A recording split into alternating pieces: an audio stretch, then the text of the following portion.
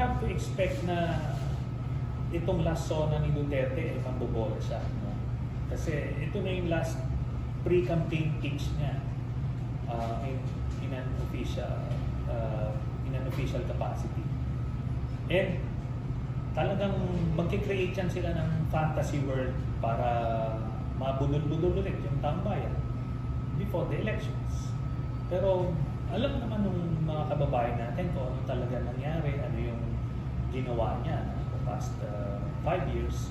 So wala nang gaanong effect yung mga kasinungalingan ni Duterte.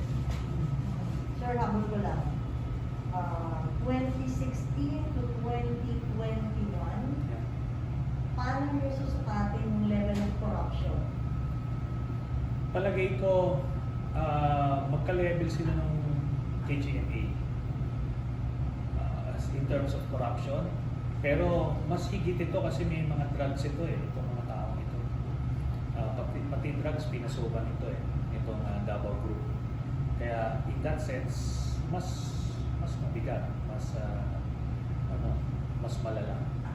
So tama si Pacquiao na triple nga itong corruption compared to sa previous administration.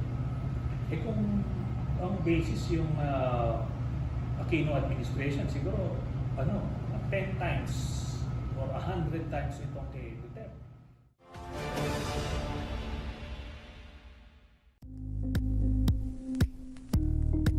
Thank you for watching Politico TV. Please like and subscribe to our channel for more videos.